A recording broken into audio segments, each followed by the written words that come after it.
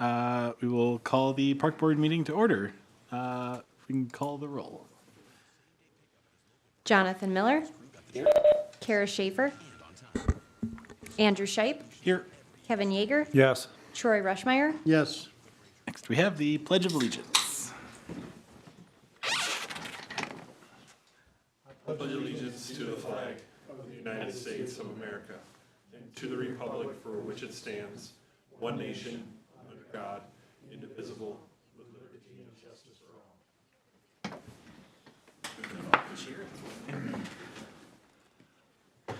All right, next we have approval of the agenda. Motion to approve, Yeager. Second. Any discussion on that? No discussion. All in favor say aye. Aye. Opposed, same sign. The agenda is approved. Next, we have the consent calendar. Notice to public, all matters listed are considered routine by the board and will be enacted by one motion. There will be no separate discussion of these items unless good cause is shown prior to the time the board votes on the motion. Any discussion? Oh, yeah. Motion to approve. Second, Miller. All right, all in favor say aye. Aye. Opposed, same sign. The consent calendar is approved. Item 6A, approving additional LCCMR items for Lyman P. White Park. Jesse. Thank you, Mr. Chair. So in your agenda packet, you have the 3 items that we were requested to add to the LCCMR project at Lyman P. White. I included the preliminary estimate that we did get from CBI for the fencing at just over $58,000. We can't get a definitive estimate until spring melt and we can evaluate the site more properly. So as of right now, we're not including that as part of this request. However, we did get a price from them for installing the water bottle filler water fountain station outside of the restroom building. That was $87.53 and 81 cents. I included an exhibit that we had sent to them for pricing. That's included in the packet. And then finally, we also have an agreement from WSB, or a proposal from WSB for design, bidding, and construction services for a stream bank restoration project that would extend not only in the park area, but as along the trail section along the riverside down to College Drive. And this would include removal of dead, damaged trees, clearing of invasive species, and then replacing with native species and native plantings generally. That total amount of the proposal came up to $99,877. We would propose that those 2 items, the water bottle filling station and the WSB agreement, be included with the LCCMR grant project at a total cost of $108,630.81. As a reminder, we have just under $550,000 left in the grant remaining, and all of these items were approved by LCCMR as an amendment to the grant. So as of right now, we are recommending approval of those 2 items. Thanks, Jesse. Troy. Just an FYI, we did miss the first agenda item that we'll have to go back to, which was the grand opening event, I believe. That was part of the consent calendar. Oh, it is. Okay.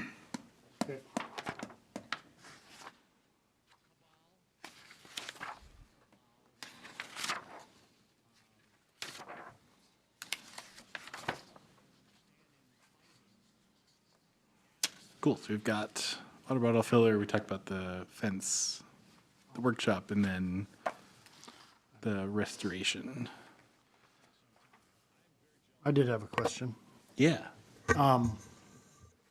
So that cost includes the actual work, the clearing of the vegetation along the river? It does not. That is just the engineering services That's to just the design and then construction inspection through the process.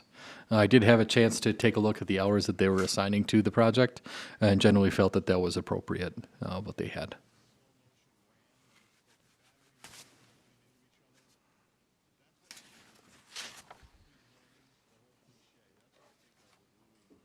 I have nothing. So the water bottle filling station, will that just be turned off then, like in October, when everything's winterized? That is correct. We would winterize it. I don't know exactly what winterization of this specific piece would be. I'm sure just blowing out like the rest of the restroom facility would be. Thank you. But since that'll be fed through the restroom, when we winterize the restroom, that'll itself be winterized as well. Cool. Any other questions for Jesse? Any discussion on money? I'll make a motion to approve this. That would be approving, water bottle and Water bottle and the clearing. services. Cool. Yep. Yeah, I'll second. Perfect. Any additional discussion? All right. All in favor, say aye. Aye. Aye. Opposed, same sign. That is approved. Next up is item 6B, the Lum Park entrance sign replacement. Yes, sir, Mr. Chair. So we are requesting authorization to go ahead and replace the Lum Park entrance sign as you're coming off the highway. As part of the upcoming State Park Road Account project, and we'll discuss that a little bit later here, we do need to relocate that sign to allow for the new trail. And we felt that that sign's pretty old already, that it was due for a replacement, and we do budget every year and about $5,000 to do sign replacement through the parks. So we felt that this $5,000 could be applied to this sign specifically. We do want to clarify if the park board would like to see camping continue to be advertised on that sign as maybe an auxiliary sign or in addition to the bottom of the Lum Park sign, or if they would like to see that removed.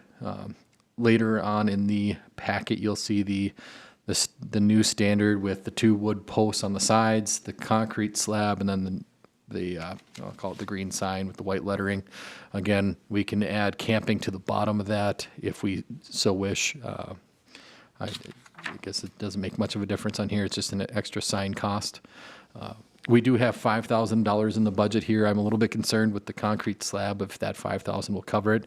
But we did not expend the $5,000 last year for sign replacement. So we do have that available to us as well in case it does overrun the $5,000 to fund the entirety of this sign. As long as it doesn't exceed, I guess, $10,000, then we're okay. But other than that, I don't have anything further on this one. Thanks. Yeah, Kevin. Jesse, is somebody going to be creating drawings for this, something that we can look at in a drawing form or diagrammatical form before we just sign off on this? Yes, I would have M&R sign, put up some sort of a mock or whatever Yeah. proposal using this design standard, and then have them send it to us for review. All right, fantastic. That was my only question. I have comments. Right. My comment is, I would like to see something with camping stay with this sign, whether it's just incorporated within the sign instead of an additional sign above or however that is. Right now it's currently the only park that we have camping, so I think it is appropriate to have that, but that's just my opinion. Any other questions for Jesse? I don't really understand the map. So slide 30. I just don't.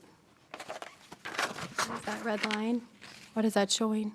So I'm sorry, that's the title sheet for the State Park Road Account project, and then the next sheet shows the proposed relocation. So they're kind of identifying the location of the sign as well as the trail, and that we would have to relocate the sign to accommodate the trail. Okay, so do we want to, are we being a little too early on making this decision if we don't really know for sure? Because the trail's not there yet. As the trail aligned here, there's no real space to get the trail through here unless we were to narrow it down to like 6 feet or something.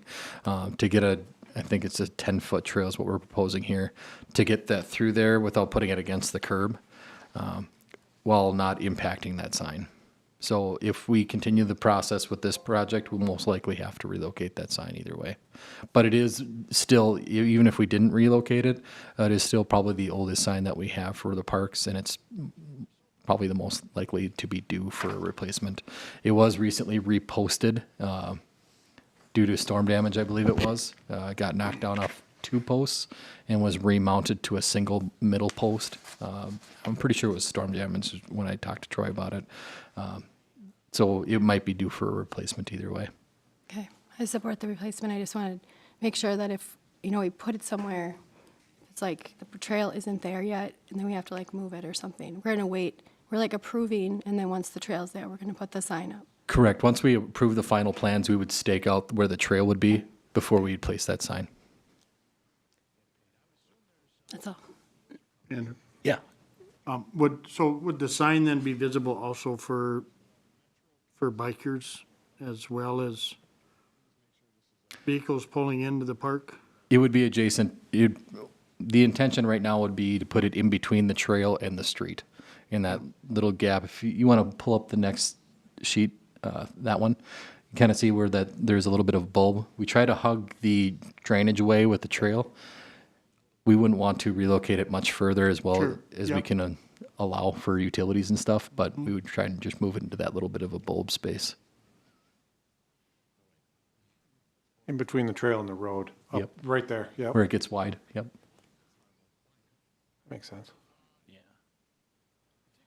Any comments? Yeah, Kevin. I just have a quick comment. I think I'm okay with keeping the camping in there, but my leaning would be is that when we come up with the image or the layout of the design of our sign, that it be incorporated in that, not just like bolted on or fastened on the side, that we could incorporate it into that whole graphic for the Lum Park when we do the new signage. That's my only thought, is just so that it's kind of tied in. But I'm a big fan of the concrete, easier to mow around, keep all that, and I think our new design standard is on the right track there, so I'm good with it. I think I'm not in favor of putting camping on there. I think it's just a slippery slope towards, right, which amenities go on the sign, which don't. Like I was at, Buffalo Hills Park plus ball fields and, Triangle Park plus playground.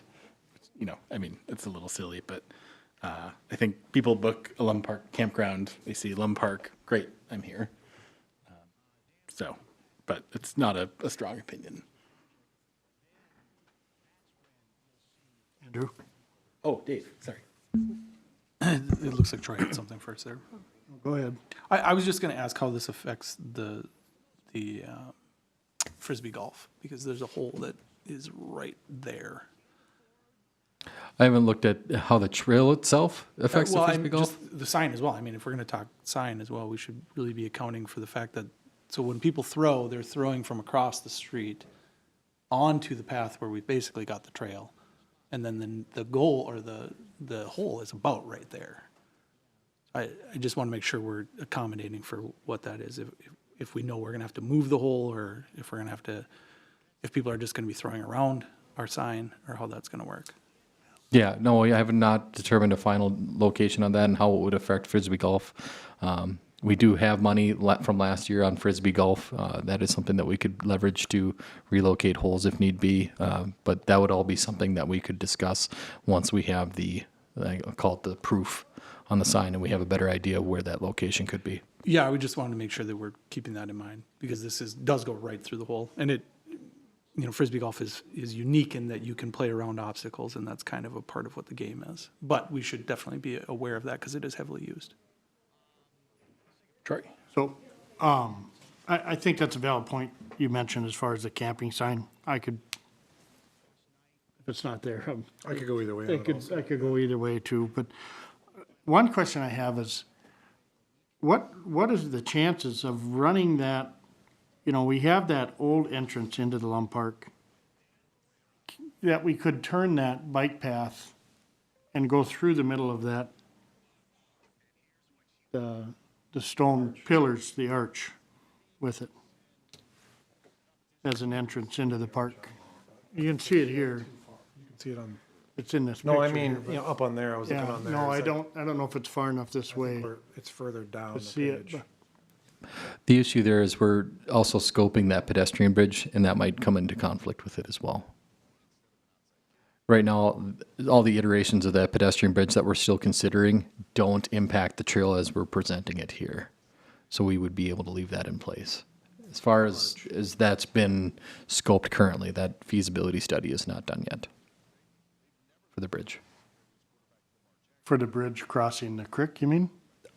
For the bridge crossing the highway that we're going through a feasibility study on right Oh. now. But once it's on the other side, I mean, how hard would it be to, instead of running along the road?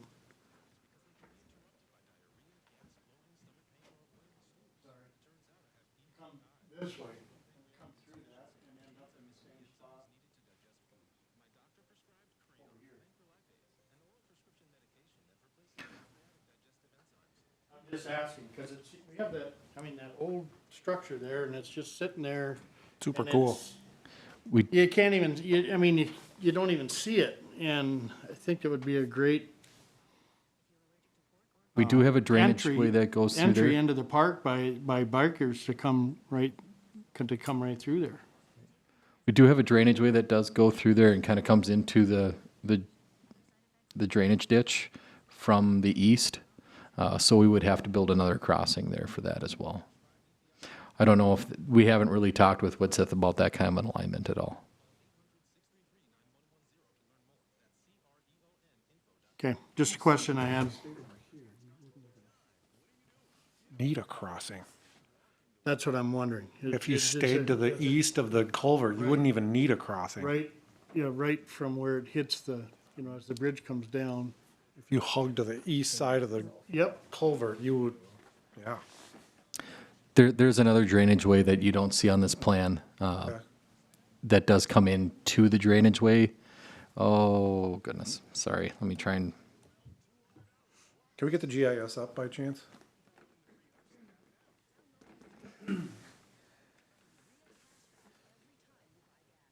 It sounds like that we're all generally in favor of replacing the sign. Position probably dependent, but You're on the right track here. You could do this without even crossing the culvert. yeah, I think you You can. could I stay think to you the can east of the, turn. you could stay to the east of the ditch, weave through the sign, and then end up in that same corner you're trying to get Yeah, to. you could end up in the same spot, and who wants to ride along the road if you can? There, again, there's still a drainage way that goes through there that you would have to cross. Sorry, it's not as bad though. I mean, it No, is a, correct. it's more of a flood, like a flooding creek than it is anything at that point. Correct. If you get further over.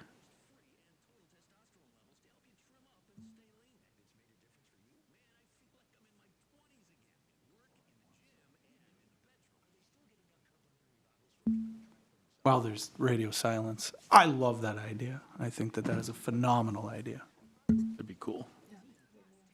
Well, it just sits there. I mean, it would be nice to, I mean, that, it used to be the old entrance to the park. It would be, think what we're saying is, instead of crossing over, staying on this side and then getting down to this corner, you stay on this side, weave through here and end up down to the corner, right? yeah. Yep. So you'd go, And there, Where's the ditch you're talking about? right about where you're at, Kevin, right there. There's a line of trees running east-west from just behind the storage shed. There's a drainage way that goes to the drainage ditch that Yep. kind of flumes that whole.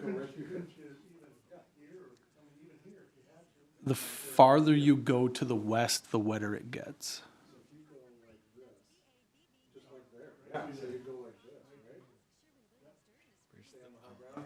Saves all our holes also. More. I don't know, I just,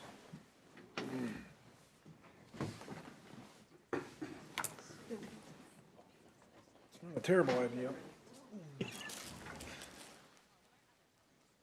and then as what Kara was saying is then, perhaps then the place for the sign, if we were to do that, would be up here.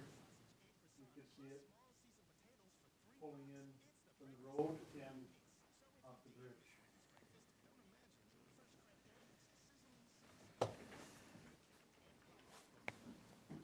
I don't think it's adding any money to the cost of this, or, it just seems we have that nice structure there, why not have it be something that everyone sees as they're coming into the park when they're riding their bikes or walking or. I don't have an objection to it.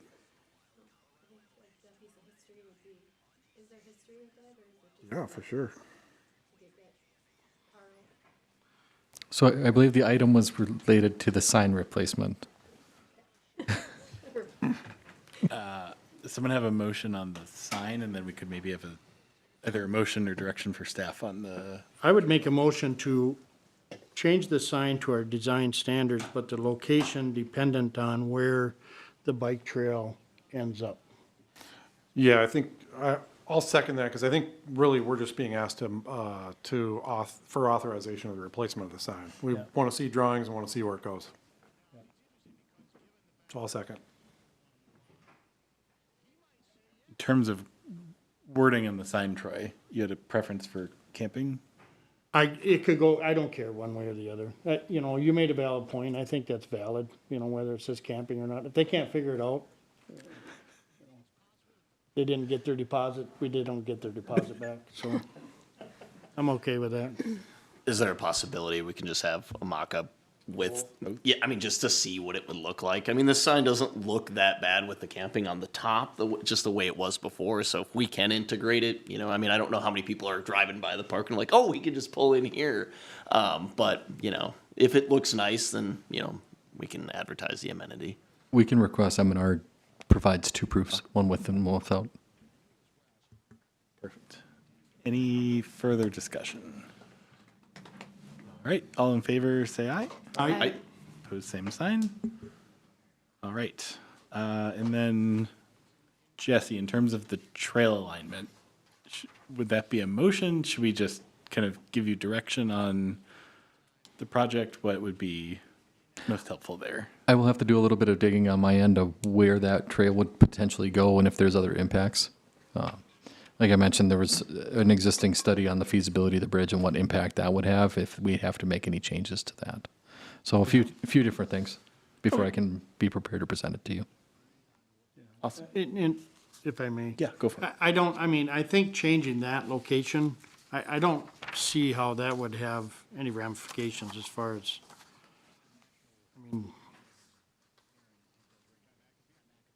as far as cost or, I think it would be, I'm hoping it would be a feasible, because it would sure be nice. It would sure be nice to, yeah, having that structure be part of the entrance to the park again, at least if it's, if for no other reason than on a bike trail. Be awesome. Perfect. Do you feel okay on that, Jesse? Yep. Excellent. All right. Next agenda item, discussion on Lum Park Road parking spots. Yes, sir, Mr. Chair. So you have the packet. I'm not going to try and reread the entire packet, but the council requested the park board kind of review what the proposal is with the State Park Road Account project, what the proposed changes were. We did bring a recommendation of removing parking along Lum Park Road from the highway all the way to the boat launch road. In your packet, I tried to kind of illustrate a little bit of where parking is allowed and where parking is not really allowed, either by statute or just geometrically. So you can kind of see in the exhibits, the red is where you really can't park right now, just based on how the alignment is of the lanes or the configuration of the lanes in the intersection, as well as adjacent to any entrances and exits. The yellow is indicated where we don't have signs now, so it's currently allowed. But as I indicated in the memo, it's a pretty narrow street. It's roughly about 34 feet, if I remember right, from face of curb to face of curb. If you put two 8-foot parallel parking stalls on either side of that, it reduces your lanes down to 18 feet. And looking at it, code fire truck access is a 20-foot clear zone. So it would be very difficult for those emergency vehicles to be able to access this area with cars parked on both sides of the street. The same thing as if they were to encounter a vehicle as they enter the park. That would be a big concern of mine while leaving parking on both sides. You could potentially remove parking on one side, which would help alleviate some of that issue, would allow for a little bit more space.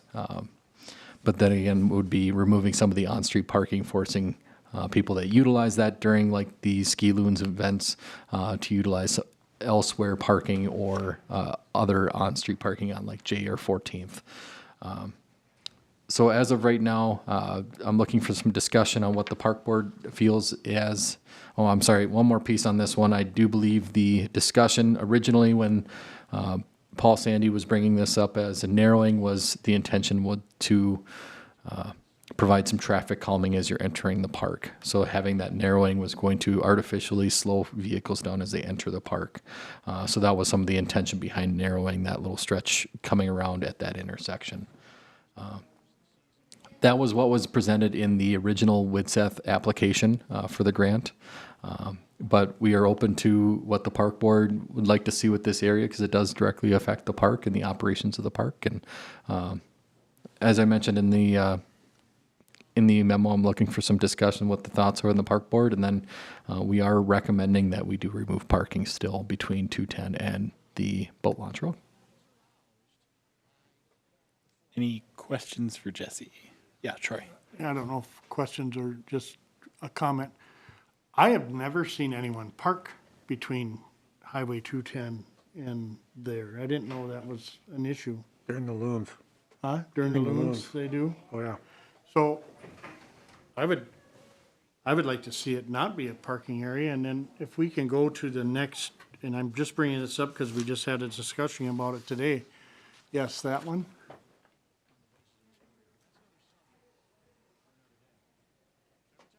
What's the feasibility of adding some angular parking along this section of the road?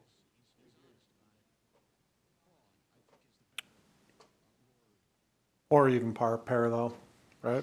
Or parallel, but I think you can get more vehicles there. It takes up very little space in the park, gives better access to other amenities in the park, especially that large pavilion that's right there. And would help alleviate that problem, an issue during like the loons programs and,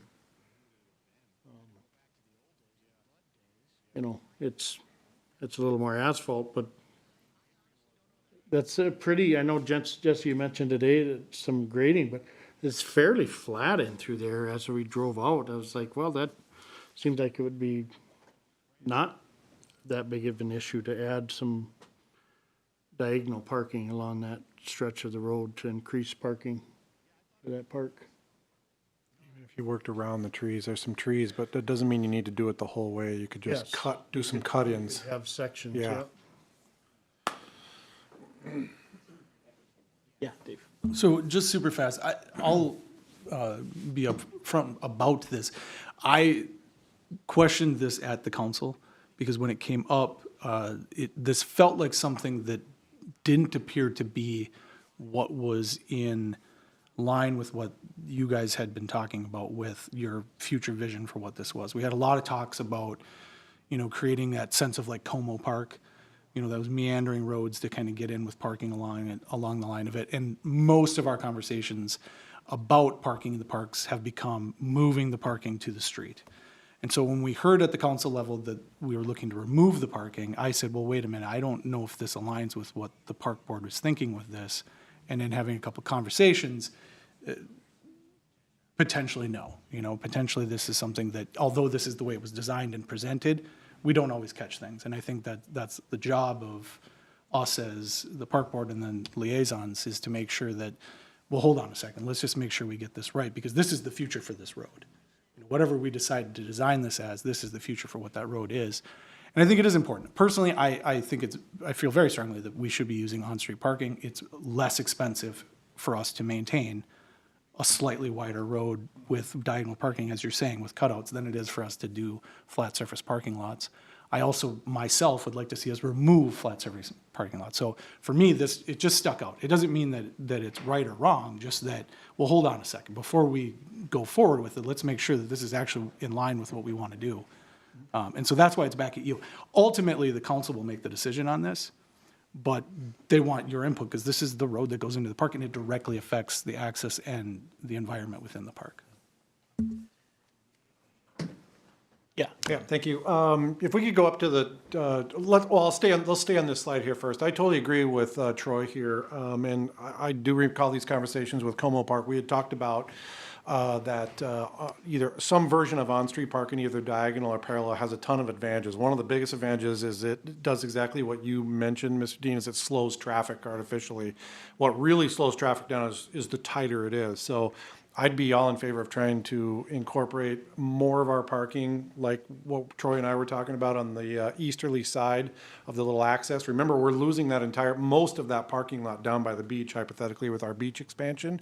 So this kind of gives some people a way to park and still kind of get down there from another way that isn't at the top of the hill. So I'm kind of on board with putting in some little alcoves for diagonal parking here. And then if we can go up to the top, next one here, I'll just talk about kind of what I see on the beginning.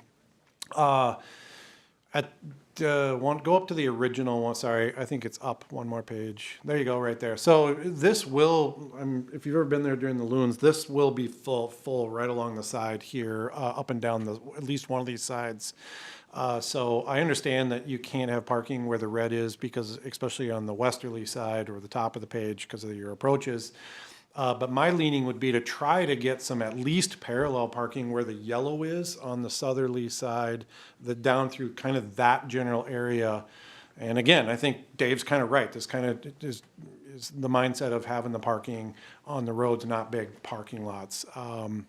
If you think about people that are coming to this park, especially what I think we're going to see is a lot of bike traffic. It's way easier to get your bikes up off of racks if you're parked, or you can get them off to the side, versus if you're all towed in car by car by car, you just have no space to work. So just loading and unloading is way easier in a parallel version. So my thinking would be to try to keep as much as we can up there. That's all I have.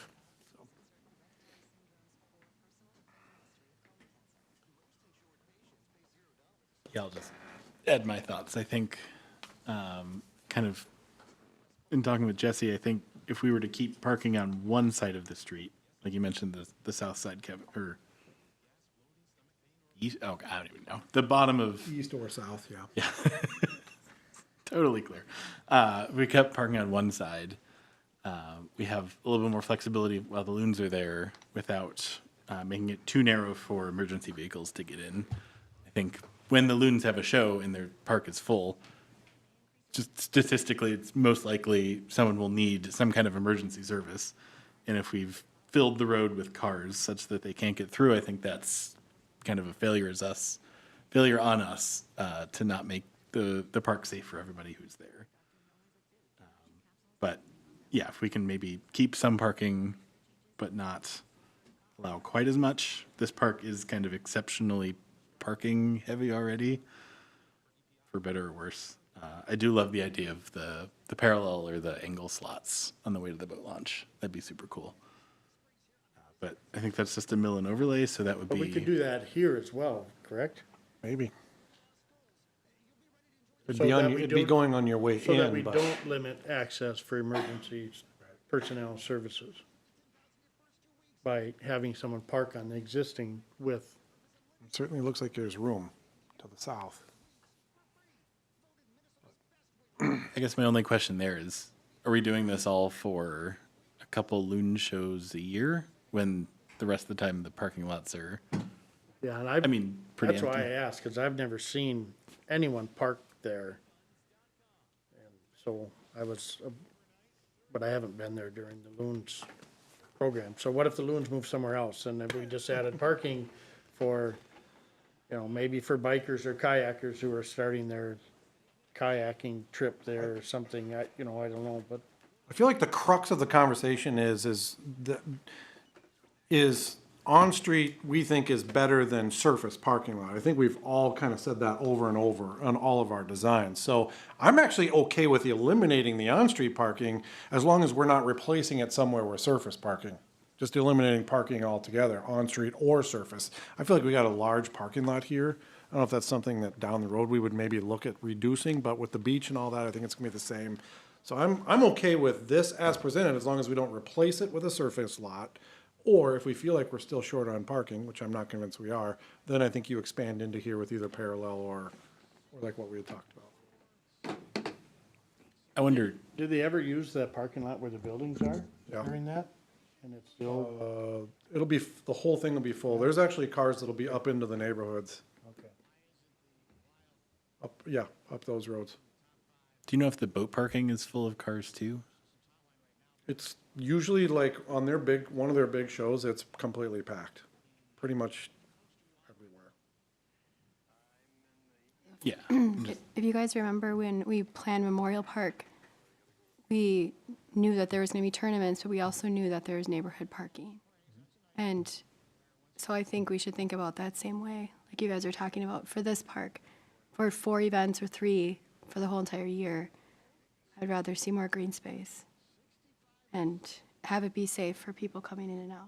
And then if needed, we can add in these parallel parking spots later, because everyone's going to love our new beach and they're going to love the new trail. You know, so it might be something, if we have an issue at some point, throwing in those spots would be better than putting a parking lot in, I feel. So that would be my comment on it, is that also with the master plan, you know, we have potentially a parking lot being placed to the south of this as well, I believe. I don't know if we ever removed that. That becomes my fear, That's right? exactly what I So mean now by we're not putting- replacing it. Now we're creating a roadmap that says that's where the parking goes, right? And so when we then find out that we need parking, we're not having this conversation. We're saying, well, you guys did the master plan. You show a parking lot where these buildings are right now, and we need the parking, so now we're gonna build the flat surface parking. That to me, that's not forward thinking enough. We're creating a scenario in which we're going against what we say our philosophy is. So my thought process on the keeping of it is exactly that. If you get to the point where you need it, and you didn't allow for any space for it to be there, then you've designed a necessity for the off-street parking. So now's the time to have the conversation about what do you really want this to look like? And again, council can do whatever they want. They're gonna take this under advisement, but the reason why they're putting it back to you is that really what you want? I would say if because we're building a new road here, right? Through that grant. And if we can add either diagonal or parallel parking in those yellow sections, We may be able to eliminate the other surface parking Yeah. that we had shown we on our. don't even need it. We won't even need it. So if I can clarify, we were not replacing curb in any section that wasn't getting narrowed, so that would be quite a bit more expense than what we weren't expecting. But probably less expense than changing this down the line in 5 years or 10 years, perhaps, Potentially. right? It's tough to say without Since the the work's scope. being done, Correct. doing it while it's being done. I mean, we're talking about forward thinking, we're talking about planning ahead and being proactive. I mean, obviously, it's the city council's decision, but why not do it now? And have it there and have it available then, because we don't know what, you know, with the biking and everything else coming through here, it's there and it's really not, it's not taking away from really green space as a parking lot would. So, Jesse, would this, like, I don't know I know we talked about the grant when we applied for it. Would this like destroy the budget for the project if we're cutting out a bunch of curb and putting in new stuff? It would add a pretty good amount of expense, but that would likely not be covered as part of the grant. The grant, the DNR is going to fund a very specific type of section. Parking is not in part of that. As far as I understand, they fund a certain amount of feet of width, and that doesn't actually cover the entirety of this width either. So there's only a certain amount of funds that the DNR has available to the project that they will fund. We would likely 100% have to fund that locally. Cool. So I guess, Dave, if we say, hey, we want a bunch of angle parking here, we go back to the council and say, oh, by the way, it's another $50,000. I think this goes to Kevin's point of grantitis. This is another one of those wonderful scenarios where we take on grants and then we have things that we got to look at with them. But do it right. If you're going to do it right. Because I've always said that what we do is we're looking at where are things going to be in 25 years. And if you're going to design a road, then you better be designing a road because we're not going to tear the road back up and redo it. You better be looking at it the way that it should be. So what is it that you guys want? Send it to them, and then they look at it and they say, well, cost is too much, we can't do that. That falls into that conversation. But at least we're having that conversation. It's in the minutes. We're not doing the wrong thing. That's exactly right. We're not doing the wrong thing. Get the conversations in place, make sure that everybody's said their piece on it, and then make whatever decision needs to be made.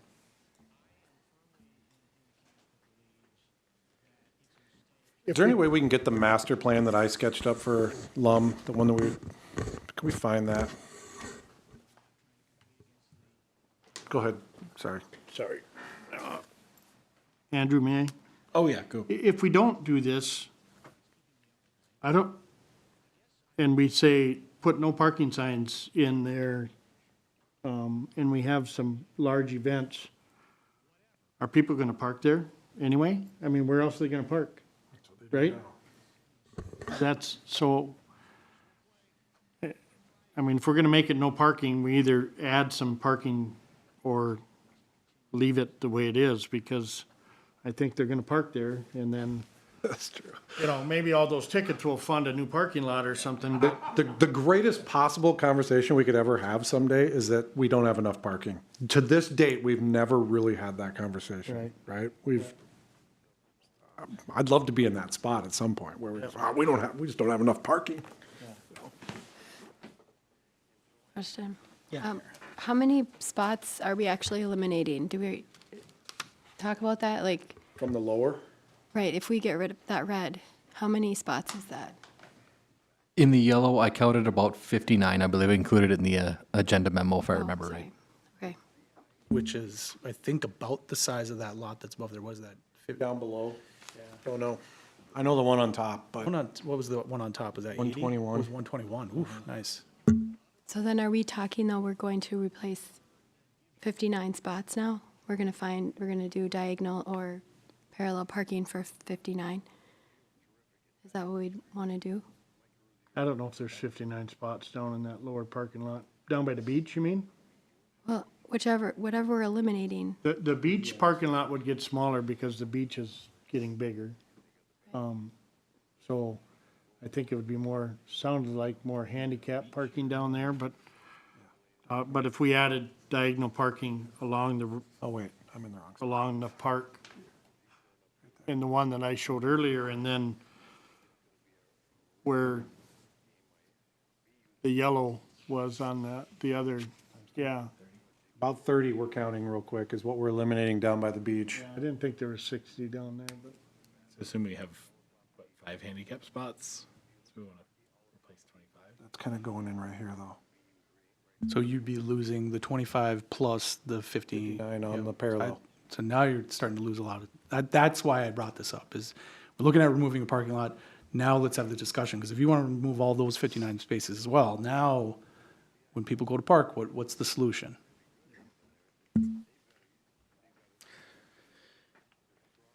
Sure, be nice to have them added along there, again, as emergency personnel access as well would eliminate that. Down here, I want to see what this Bottleneck. road looks like right now, the one we're talking about.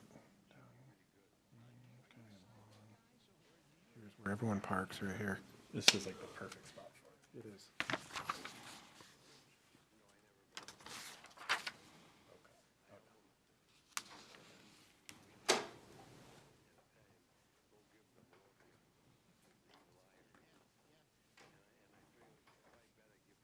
Are we looking for a motion here? What is our action here?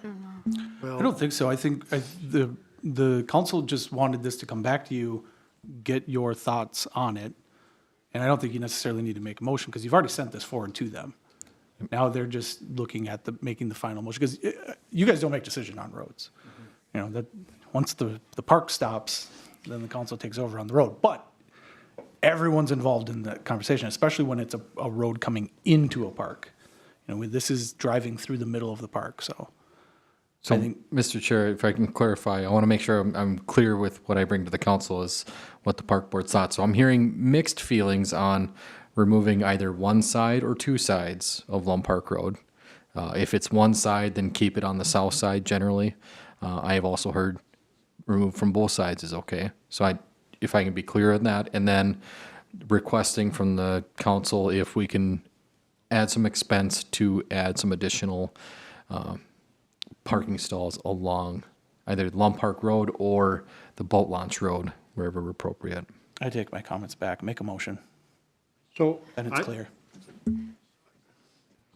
My thought is where the yellow is, if we can get diagonal parking or parallel parking in there, we put it in. And as far as, the staff recommending removal of parking on Lum Park Road between Highway 210 and the Boat Launch Road, I would say if we can, if we have those areas, we don't need to do that. But is it still gonna get overloaded during a big event? Perhaps.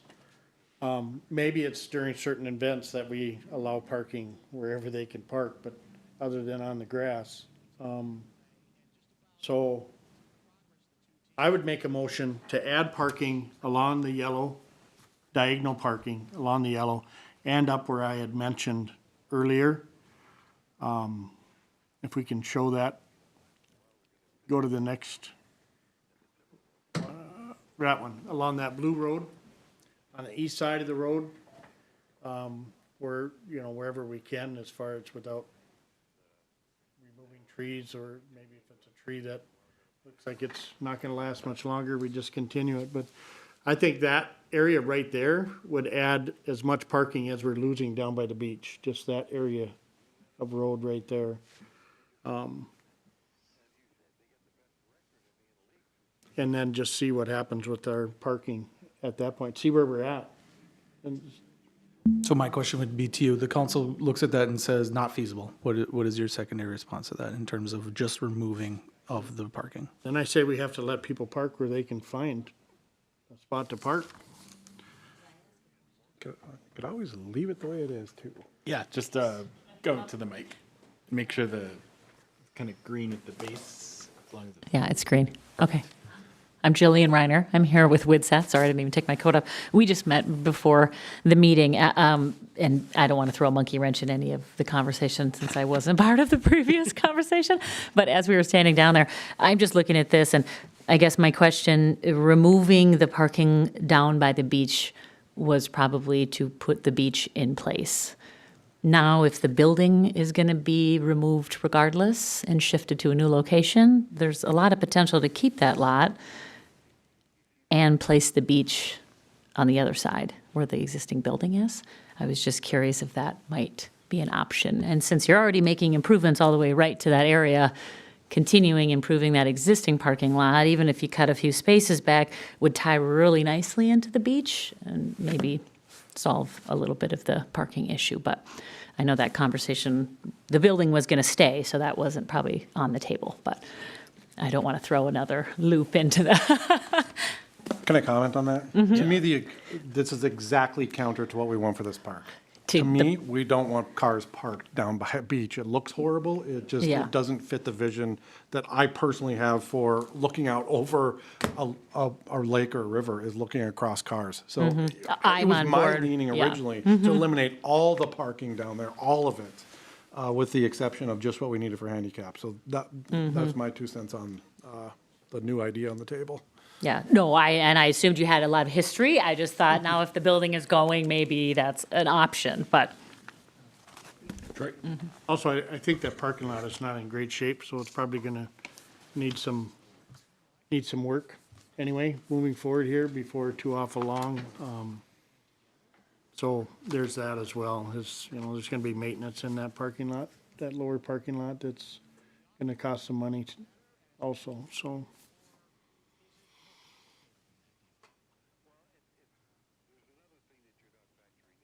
So again, my motion is to add parking along the roads where we had mentioned the yellow. And not necessarily all the yellow, but, along the section where the blue road is on the east side and, where the yellow is, down further, down by the boat parking lot. Fair to describe that as the south side of Lum Park Road and then the boat launch road where available? Yes. Yeah, well, it's the east side of that road. Yeah, you said it. Brent, can you scroll up a little bit to the previous page? Thank you. And then the south side, and I mean, if, I don't, I think that creek runs through that yellow area to the west of the parking lot, the boat parking. So I don't know what you're gonna get in there for parking, but Where you can feasibly fit stalls is what you're Yeah. asking for. yeah. And then I think Dave had a good point, right? If they're not interested in that, what would we propose if the road stays the same? Or I guess stays as diagrammed here. Well, eventually we may have to put in a parking lot, but I'm hoping we don't have to do that. Question being, are you interested in leaving the parking as is, if that's not the case? That would be the question. I think we have to. Mr. Chair, if I may, yeah, there may be a way to just clean up the motion, and I do like your motion, I would second that, but I think you could also just clean this up and give direction back, say, we do not support a plan that removes on-street parking, and we actually have ambitions for increasing our on-street parking that we just not 100% sure of at this point too, but it's kind of the same thing. It may be cleaner than having to go back and rework all the money and all that jazz, but And to clarify, that's trying to keep parking on both sides. as much as possible, on-street parking. Okay. Do I have to re-say that now? I think that would be helpful. Sorry. Okay. Dave, motion. hang on, Dave wanted to say something. No, you just say so moved. Yeah, That's the catch-all. so moved, yes, exactly. Yeah, what he said. Motion to add on-street parking on the east side of the other screen, up farther in the park, and wherever we can get it, on the screen that we just were looking at. If not, then we keep parking as is. I'll second that. It is more clear. Thank you, Troy. Any Good man. additional discussion on this? I'm hoping that, I will just say one thing. I'm hoping that the general tenor is coming out here, not necessarily specific to this project, but the general tenor of the park board, at least in the last 2 or 3 years that I've been working on it, is we hate parking lots in general. We want the least amount possible. And anywhere where we can utilize on-street parking, or especially even off-site on-street parking, is something that we generally support. Agreed. Only thing I would add, I do appreciate our original goal of traffic calming. I think the times of year when the park is not fully parked, having people slow going into the park does create that Como Park, more relaxed nature vibe. So I don't want to lose that, but I don't think we can maintain both that and on-street parking. So I think, yeah, ideally, right, we get rid of some of the giant park that kind of parking lot that bisects the park, but it's a long-term thing, so I support this as raised.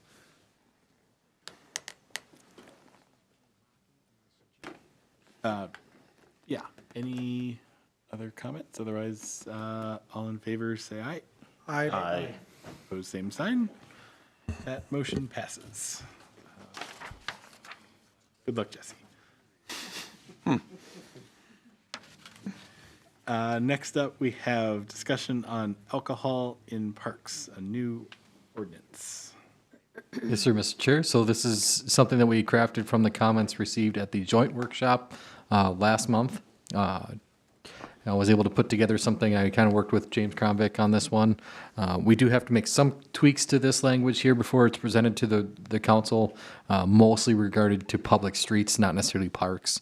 But in here, you generally have an ordinance that revises the city code to allow the sale of alcoholic beverages within parks as part of an event using a licensed vendor. The same requirements that were discussed at the joint workshop would still stay. We would propose to prohibit them at parks that don't have facilities that can be rented. Gustafson, Bain, for instance, those are parks that really don't have those kinds of facilities that could easily host an event. So we would recommend that it be prohibited for sale at those facilities. The permits would be issued through the park board. The licenses would be issued through the city council. We would prohibit the on sale of alcoholic beverages during organized youth activities. So if you had youth baseball, we wouldn't allow you to have an event that would sell alcoholic beverages there. Some of the other pieces in here that we are proposing as part of the ordinance is that the area where it is to be sold needs to be either fenced in or enclosed in a building, and that one or more peace officers, not necessarily city officers, but peace officers may be assigned to the event. And then that number or what that scope is determined by our police chief. And then insurance. So we do want to make sure that we go through and understand what the park board would like to see with regards to sale, and what their feelings are on some of those requirements with enclosures and police presence. Also, in the other section of this is consumption. We would allow consumption within the parks, with the exception of these handful of parks. There's a discussion to be had of whether or not we would want to enforce consumption at these parks or not.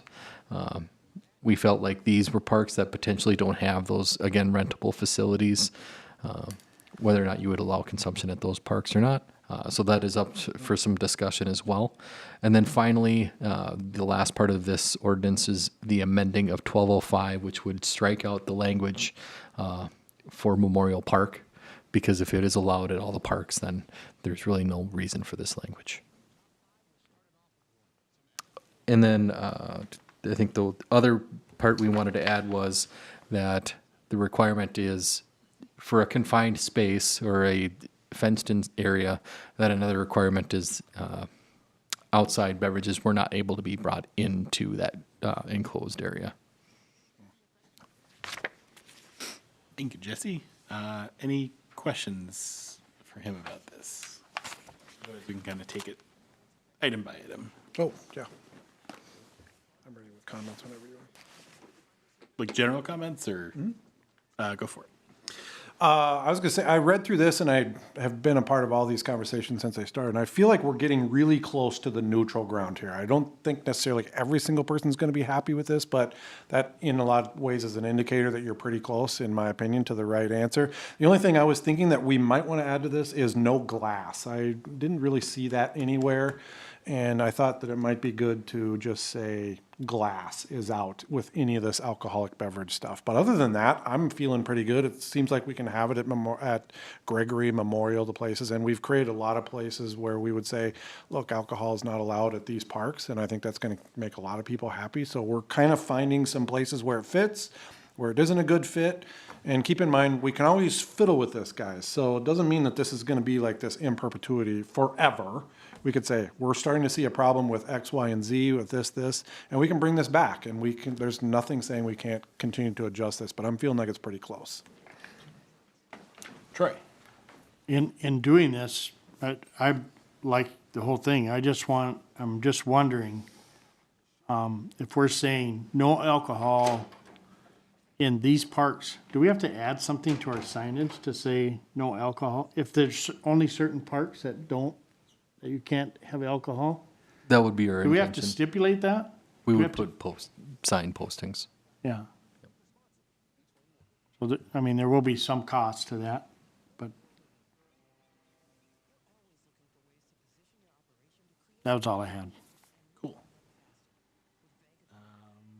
Yeah, I was thinking we could just kind of go item by item and make sure we're all kind of aligned on each one.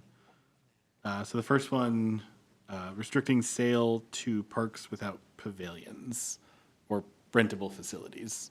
I think that's pretty close to where we landed with the council. We all feeling good about that? Jonathan? Yeah, I think that hits the middle ground properly, right? We wanted to maybe have a few parks within the system that, people can enjoy and have, be an alcohol-free type of environment. So this does strike that middle ground where, when we're doing this application process, again, we're setting up expectations at certain parks. And so with these parks, the expectation then would be that nobody's bringing alcohol in, so we can make a few other assumptions. So I think this strikes that middle ground perfectly. Where is that stated? It was just kind of what Jesse explained for 1200.17B. So there's two different restrictions. There's one for sale and one for consumption. So the 1 through 9 under that first section, that's where it would be banned for sale with a vendor But during an not event. for use? Not for consumption. Consumption's a different set of restrictions in the next section. There's a handful of parks, and you can discuss those as well. Yeah, so this section is purely, you can't apply, right, for a permit to sell alcohol in these parks. Well, just, is Memorial Park not subject to that? There's no places that are rentable in Memorial Park, correct? The pavilion, Pavilion. the warming house. The warming houses? Oh, yes, okay. Okay.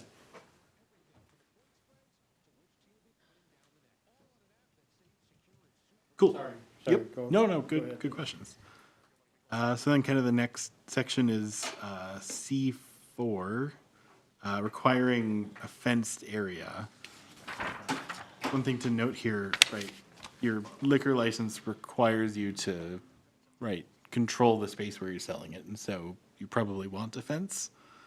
But if you are a really big event and you're going to have people throughout the park making sure you're not giving a kid a beer or something, they wouldn't have to fence it. So is that something we want to dictate, or, right, do we let their liquor license and the fear of losing that dictate that? Yeah, Dave. So the only one I foresee this being an issue with is the new Lyman P. White Park. We don't allow anything to be staked into the ground. We don't allow tents. So how do you fence? Little Becomes my barriers question. with the legs on. Okay. You know, like the, But hear me out now. Okay, so now you want to use the amphitheater. Are you fencing off that whole area? Like, how is that working? That would be my only question. my with that. understanding is you can bring it out of the area, you just can't sell it in the, it has to. Oh, just but maybe limiting I'm where it's wrong about that. sold. That's entirely up to you. If you would require this as an enclosure, I think it's consumed in that enclosure as well. That's how I read it. Yeah, that's how, this is what I was gonna ask, is how do you keep people in that fenced area? And I think that's probably going too far. I think it's just the sale of it within what that. I understood, yeah. But the consumption should be, Anyways. Yeah, at most events, I foresee that not being a huge issue. If it, you know, like if at Gregory Park, you could very easily create a beer garden. Right. But if you're trying to have people at an amphitheater. Right. And you're gonna have it, that's a totally different ball of wax. So to clarify, the state statute does not require an enclosure. That is something that the park board can put as a requirement, but they are required as part of their liquor license to define the space that they are going to control. It is easier to be done with an enclosure because obviously that is a little bit more controllable, but ultimately it is up to the liquor licensee to control the space that they dictate. Shock collars. Get rid of the fence. that's kind of what I say. What is it really Yeah, doing? otherwise just say, get rid of where it says and consumed. You just say where they are to be sold. And, I mean, at that point, though, like, is the yeah. fence I've got a Jack Yeah. Pine trailer, and they put up a little fence around it, like, ooh. Yeah. Yeah. Scratch it. Yeah, I think I'd scratch 4 as well. Oh, yeah, just come up to the mic. Yep. Say your name and address. I'm Wayne Erickson, and I live on 13th Avenue, Northeast Brainerd, 1727. And I'm wondering, where did this come from? What groups are asking for this? Why are we having this discussion? Why do we need more areas to drink? I guess is what I'm asking. If you're talking about Memorial Park and you can rent the warming house to sell liquor at the softball fields then? Is that what we're talking here? I'm confused. So because the warming house is there, that's an enclosed facility, so that's right next to the wading pool, right? Yeah. I can see where that would be confusing, I mean, if I may. Yeah, yeah. And so I think part of this is, so Memorial Park, people drink there when they play softball. Yep. And it hasn't been enforced. And I believe a lot of other parks, and it hasn't been enforced. You know, there's a statute. So we are kind of looking at Gregory Park, you know, the events, if there's an event there, are they able to sell alcohol? And we're not promoting the sale of alcohol. We're saying if they want to, you know, people are drinking there anyway, you know, regardless of the statute. And so, I mean, somebody correct me if I'm wrong, I think we're just kind of addressing the issue that's already being, other than the sale of alcohol. And so at Memorial Park, there has been events, tournaments where adult softball has had alcohol sold there. And so that's why I asked about Memorial Park myself is, you know, I think that's the only rentable facility in that park. So if we're gonna say there has to be a rentable pavilion or somewhere, if that's but I don't think that means that has to be sold out of that, and I would. So then, I would Chair, can I suspect address the testimony? Oh, when you get that to it won't, I mean, I'm not advocating that we sell or allow people to sell alcohol from the warming house either, but so. but because the warming house is there, then I can set up over by the concession stand or by the softball fields. If I put up portable fencing, then I could sail if I buy the license, and that's, I think with this wording, and that's what we're trying to figure out is, right. with, corresponding with the city council is, what do we want to do moving forward with this? And so that's what we're trying to work through some of the wording on this, and how does this fit? And as Kevin was saying, and I'll stop talking here in a minute, because he probably will be able to explain it a little better, but. I was just going to say, Mr. Erickson, that the impetus for this, in a lot of ways, in my mind, is we just built a $3 million park that is roughly, has a lot of the design geared towards entertaining. So the idea is we're trying to get ahead of some of this, as well as we have had groups that have come to us before that wanted to use alcohol in the parks. And it's a commonly used item in other parks that we experience. So I think that's just really what the driving factor was of us trying to craft language for this, is to be ahead of it, have an understanding of what it might look like, and to try to craft something that fits. So that was my take. And my reason to come here today is because I'm a grandpa and I'm a dad, and we just don't need more alcohol, and promoting it as adults who care about our community. To me, it's ludicrous we got enough places to drink without us as leaders in the community to say, we need more alcohol, we need more licenses, and we've got to provide it more. To me, the parks are for the kids and for families, not for more drunks. And, you know, you can look at the statistics, and it's just crazy, the problems alcohol causes. And I just don't know why the VFWs and all the liquor stores and why we need to promote it more. And I guess that's what I'm here to say. I'm against it, and I would hope why do we need it? And we've been fined for 50, 70, 150 years without it in the parks, as long as Brainerd's been here. And now we got to have more alcohol or make it available. People are going to jump on the bandwagon right away, because these softball leagues, they're going to jump on it. This is a way for them to raise money for their softball league. And so everybody's going to, that's what I see happening. And if Lum Park or a Memorial Park can have it because we have a warming house, that doesn't make sense. That's silliness from my point of view. Maybe you see it as, I don't know, I just don't think it's something that we need, and that's why I wanted to come today. I don't have any issue against any of you. Please, it probably doesn't matter what I say, but I just come from that point of view. I go to the parks a lot and watch baseball or softball parks.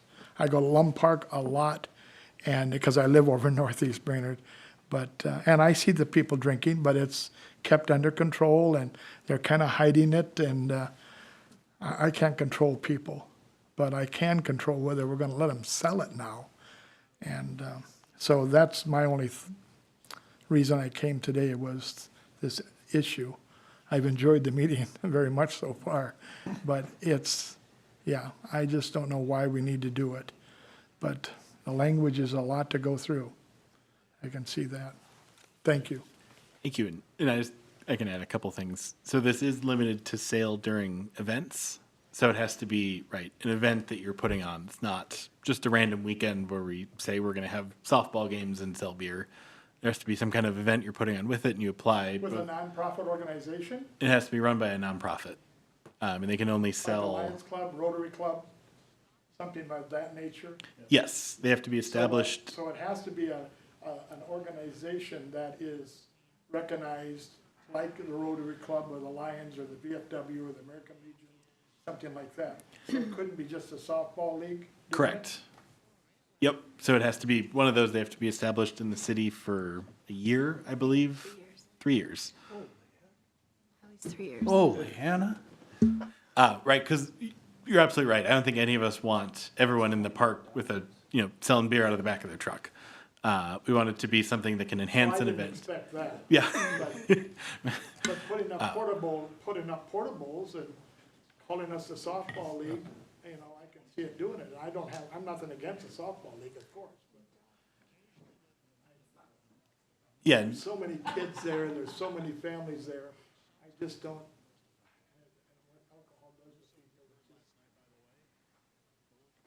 That's my point. I wanted to come and say, please don't do it. We went 150 years without it. I think we can do another 50 without it.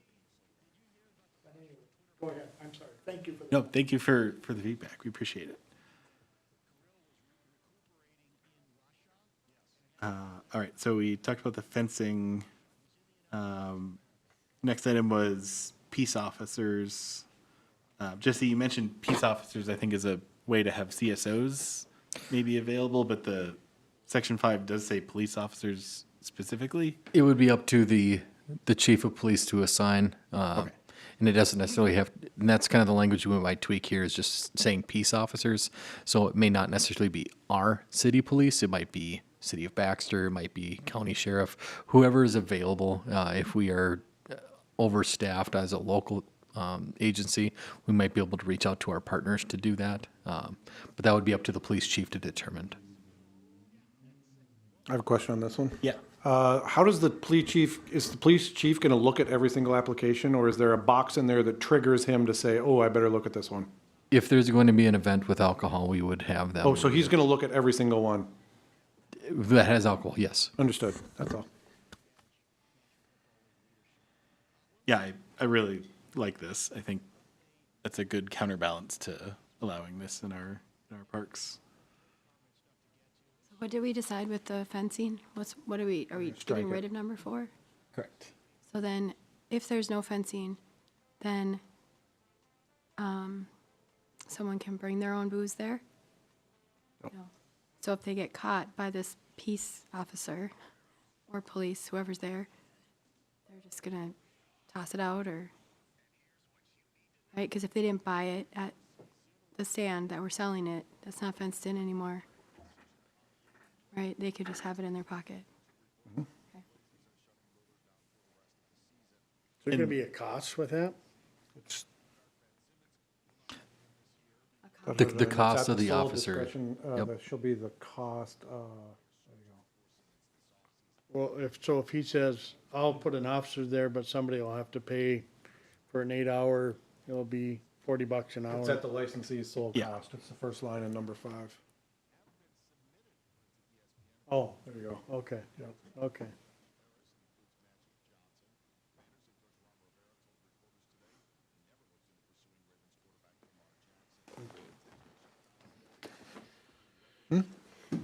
Spendy.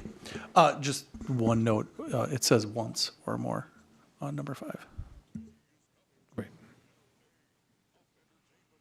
Yeah. All right, and then next section, subdivision 2, we've got 6 parks there that right? We wouldn't allow consumption at.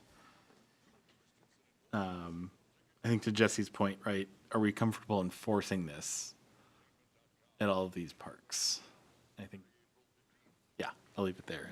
I have thoughts, but When you say enforcing, you mean telling the police that they cannot drink there and then having them get arrested or a fine or whatever the open container. That's what you're asking. It would be the police enforcing it, right? yes. I mean, that's, are the police gonna, so currently, there's no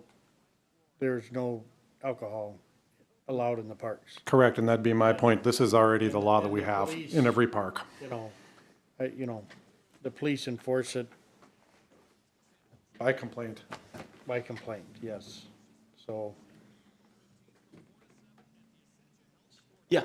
I think the purpose of this discussion in general was to say, listen, this is already going on in our parks, right? And people are, whether it's family gatherings or things of that nature, like, and we're not enforcing these things. So we're clearing up a lot of the, clearing up the ordinance and, just basically saying it's going on. So let's continue to do it. But now, in these particular events, it is illegal and we are going to enforce it. So if we're going to allow it in certain parks, that now we know and it's posted, if you consume alcohol in these particular parks, you are subject to some sort of fine or whatever it may be. Again, the purpose of this entire thing was to clarify and then either make it illegal everywhere or, and enforce it, or find the way to enforce it and then provide it where people are actually still available. And I think, again, to our points before, the pavilions things, like, these are parks, again, without places for people to rest or gather and have, refreshments or things like that. There aren't family gatherings usually happening at these parks. So to me, these parks make perfect sense. And again, yeah, we probably need to stress actual enforcement at these parks to make sure that, we've done all of this work to make sure that, it's understood what we're trying to accomplish and that we haven't done it for 150 years. We've allowed alcohol to go through our parks and we can consume it and no repercussions. We're just doing now these specific parks. They're saying no. So I think, I think this is totally fine. I do think we need to be sturdy with enforcement and after we pass an ordinance like this, because it's only for the time that we've spent and the amount of effort put in to make sure that these are great places for people to visit and that we're not shutting down what people are already doing and making it, illegal to, bring refreshments to a baby shower or whatever, gender reveal, whatever it might be in our parks. So, because it's already going on.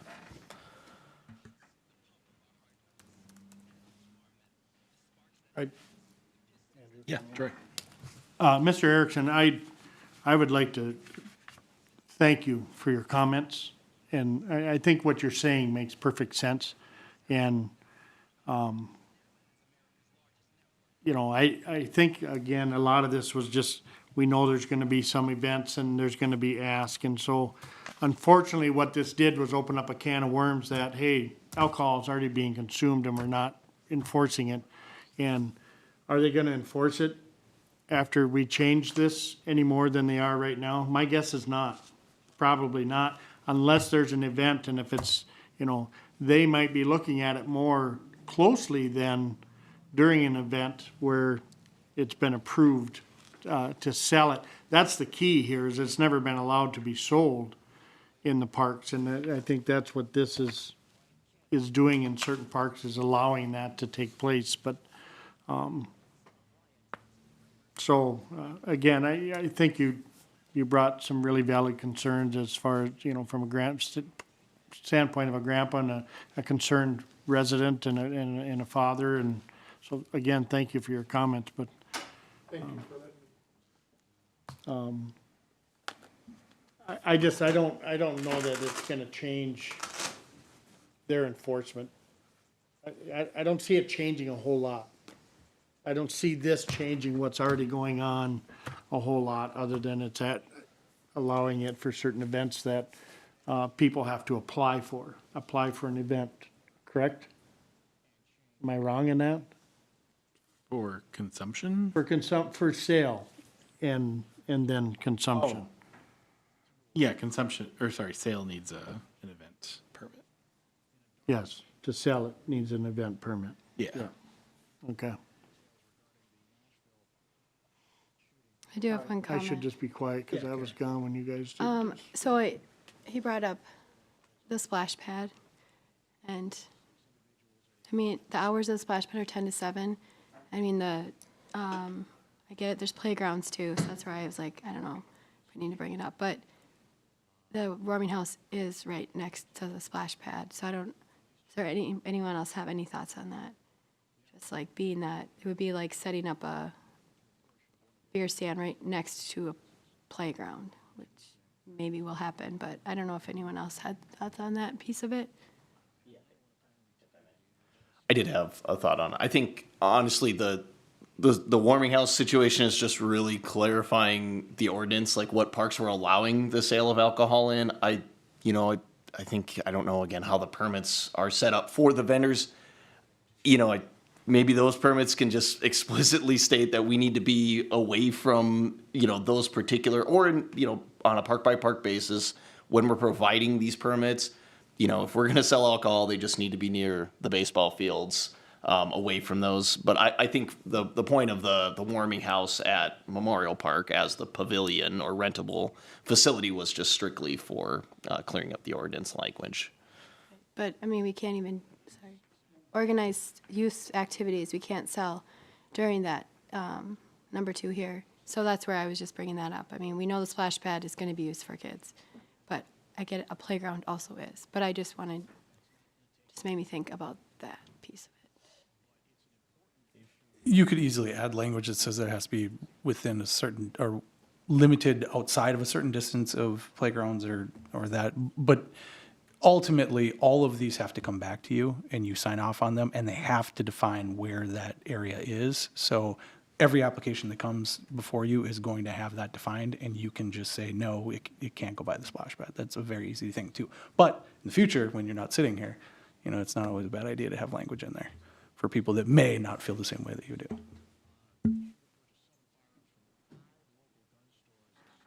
Andrew, if I may? Yeah, Troy. I think, I'm just thinking of like baseball events, there's no smoking, and we've said playgrounds, no smoking within a certain distance. We could add that language in here to say the same thing, that, no alcohol consumption within, whatever it is, 150 feet of a playground or the splash pad or any youth activities. So that could be added into the youth activities section of this and just stipulate those areas if we'd like. I mean, we've done it for cigarette smoking. That you can't smoke cigarettes within, I think it's 100 feet of, or whatever it is, of the youth activity and or of the playground. Because weren't we having some issues with cigarette butts all over playground We still do. rocks or, Yeah. so, I mean, again, is it gonna be enforced? But can we put it in there? Yes, I think we could, but. There's a lot.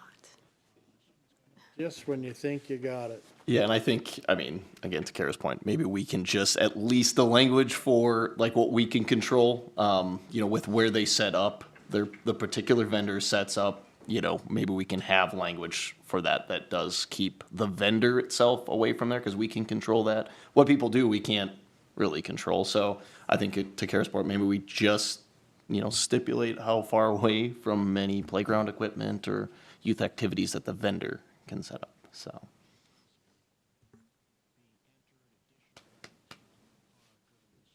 Mr. Chair, if I can ask for a little bit of clarification. So I'd love to have some. in regards, I think I have the idea on sale. Between the permit applications and reviewing that, I think we have a pretty good idea there.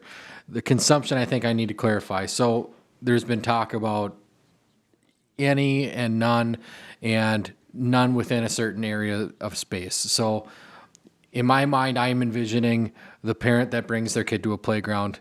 If they bring a cooler and they wanted a couple drinks, is that something that we want to prohibit as a staff and as a city? I want to make sure that I'm clear on what level does the park board want to see that restriction or none? I thought this discussion was about sale near. The second part is regarding consumption. Yeah, I think we kind of jumped back to the sale. Okay. Sorry, I got us off track.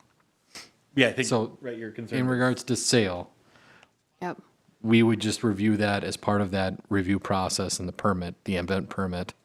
And if there was, as I understand it, I'm hearing two different conversations, but that if there was concerns at that time, the park board would dictate, you need to move from this location to a different location, further away from like a splash pad, playground, or a child activity type of thing. Is that correct?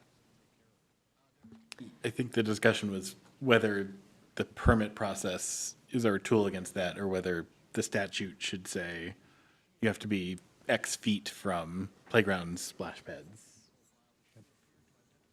Yeah, and I think personally, we should just have that in the permit process, just so that when it comes to us, these guys aren't coming in with a permit that we're just gonna say, no, you need to relocate it, like we cut down on the extra administrative side of it. That's just my thought. I don't think the ordinance needs to explicitly state it because we approve those permits anyway. So, just to cut down on the administrative time, we should just at least have it be part of the process. Yeah, I would agree. I think that's what the permit process is really good for, is here's a specific situation. How do we make sure this fits with the park and the activities at the park? And if we say you have to be 50 feet from the playground, does that tell someone, great, I can be 51 feet, when they maybe would have been clear on the other side of the park? Not that they would necessarily, but whereas with a permit, we have a little bit more flexibility. I guess that's my opinion, but I know you raised the concern, so. Yeah, I would say maybe just have it be the same amount as smoking, whatever that number is, if it's like 150 or whatever Troy had said before. And again, if it's gonna be enforced or not, that's a whole different situation. As far as smoking, mostly parents and other people will say, if somebody is standing by, the ball field when there's a game going on, I've seen a lot of other parents say, hey, you can't smoke here. You gotta go somewhere else. You can't smoke here. But, and so it's the same thing gonna happen with drinking? I don't know. I mean, I'm kind of wavering here. I don't know if we should put it in there or not.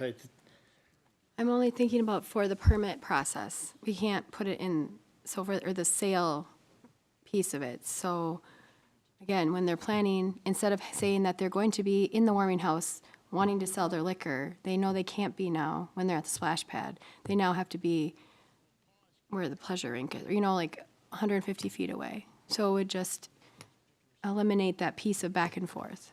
That's all. Yeah, when the kids are at their park with their parents and they sit down with the cooler and they're at the splash pad, we can't really control that piece of it.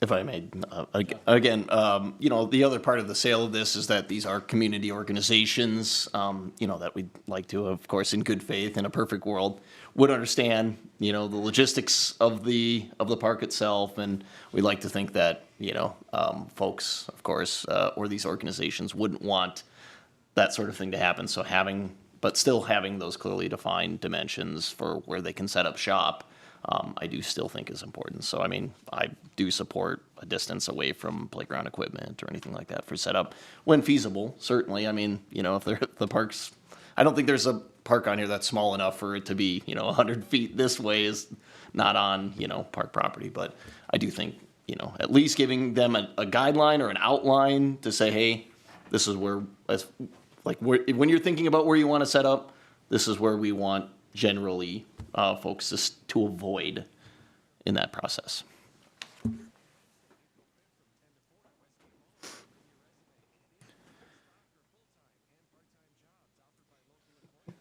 All right. Where we at, Andrew? Yeah, I feel like we're still pretty split on, I think we're aligned on everything but whether there's a distance from kids' facilities or not.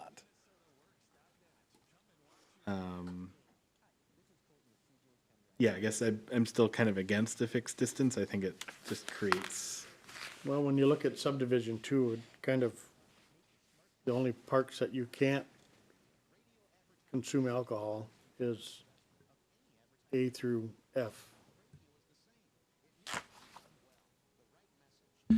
What's going on with that Buster Park? No doggy brews? So that was part of the discussion here is, does the park board want to allow somebody that's bringing their dog to potentially bring a cooler of drinks for an hour to go walk their dog? Thanks, Is Dave. that something that we want to allow or not? And if we had to move don't, on. if I go out to a park that consumption is not allowed and I see somebody consuming alcohol, am I able to file a report with the police and have the police come and address the issue if it's banned at that park? So that's why this list is here for the park board's discussion is, does the park board want to see all 6 of these, more, less, none, as banned for consumption of alcohol? Just to be clear, I am completely neutral on this whole thing. So I don't drink. So I could care less where people consume or don't consume. The one thing about this is that list, I don't hate the list. I make it a joke about Buster. However, I don't dislike it because it then becomes a case-by-case basis. If someone is consuming alcohol at one of those, it is not allowed. And if they are doing so irresponsibly, someone's going to contact the police about it, and then we have the ability to do something about it. So I don't dislike the idea that there's a handful of parks that you just say no, and then we move on. And I think that you guys created a great list, even though I joke about dog brews. What if what if nothing changes? What if we just eliminate, really gonna mess this up here, but there's no consumption now. So why don't we start with the sale situation, see what happens? I don't know. And then maybe, I know I'm totally throwing a wrench in here, but. Actually, it makes Say that one more time. So we don't change anything. We do not allow consumption of alcohol in any of our parks unless you are getting it by sale. So we eliminate subdivision 2, and we only start here with having sale of the alcoholic beverages in our parks. By permit only. In other words, nothing changes because people are drinking in the parks anyway, and we're not doing anything about it, Except we allow sale. except for we will allow sale in certain parks. I just want to remind everyone that a big tenor of the conversation with the city council was they were looking specifically for alcohol-free zones. We've also heard from an applicant, or from, somebody today who was wanting specific alcohol-free zones. That's the issue, I think, that we're up against here is, this would at least be the mechanism where you could say, look, alcohol's not allowed in this park, gotta get it out. Boom, gotta get it out. Versus having a police officer going out to any of these other events and having to get a 10-minute refresher course on what our ordinance is on how many feet you gotta be from here to there and whether it is in this park or not park or whatever. I'd rather just have it as simplified as also. I'm on Andrew's side. Consumption of alcohol is not illegal. It's the behavior that's a problem. People have been consuming consuming alcohol in our parks for how long, and how often have we had to deal with a behavior issue with alcohol? I can never remember it coming across. So, in my opinion, I think we're just going down the path of what if, and trying to write an ordinance for that, and then another ordinance for that, another ordinance for that. I think ultimately we were called to do this just so we could get somebody that could sell alcohol in the parks. We've given them a few places we could do that. Done. I just think it's too complicated, and I'm 100% with you. You just simplify it, you leave it the way it is now, but you can sell alcohol here. Done. Mr. Chair, if I can quick clarify from the joint workshop, I know that there was a handful of council members that did want to address allowing consumption for that very reason that it is happening. And if we aren't prepared to enforce it, that it shouldn't be part of the city code.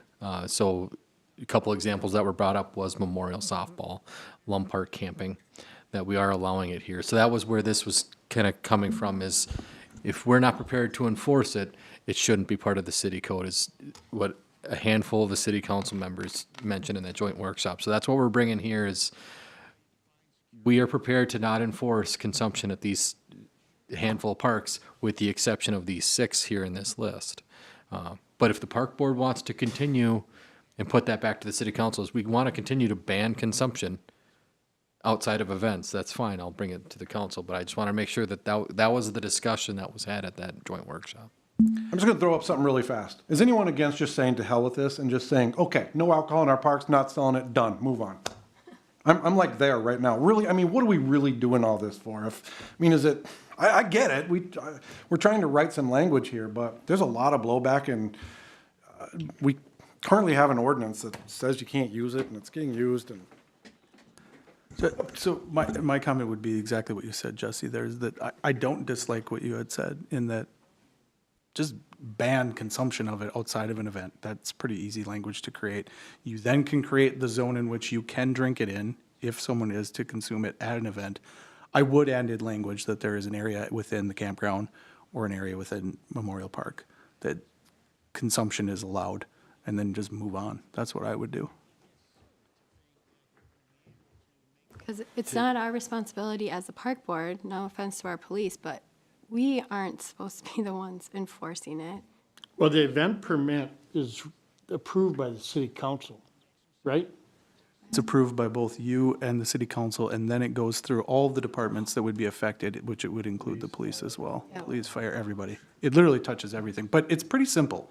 You know, the applications are complex in that there are plenty of items. I just filled out trying to rent Lyman P. White. Whole process. But that information is all there so that information then gets to the city. No.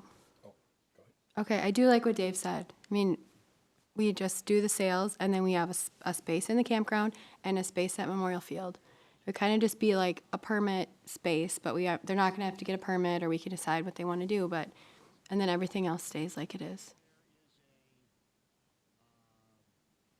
Yeah, I think I prefer what subdivision 2 is doing in that we're creating a case where the laws are enforced unequally on people, whether or not they're misbehaving. And that if I don't like you, and I see you having a beer at your, I don't know, family reunion, I can call the police and say, hey, they're drinking in the park, that's not allowed.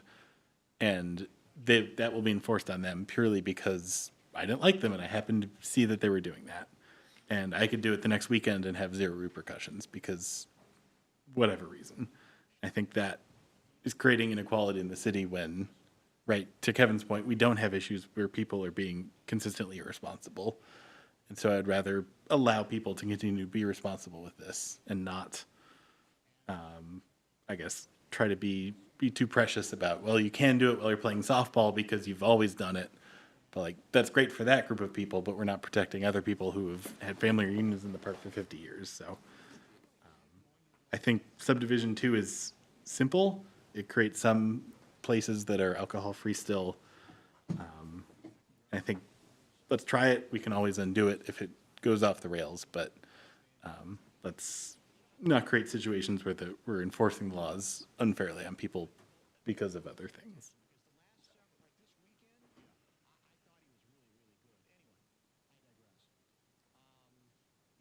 So what are you saying about the sales part of it above?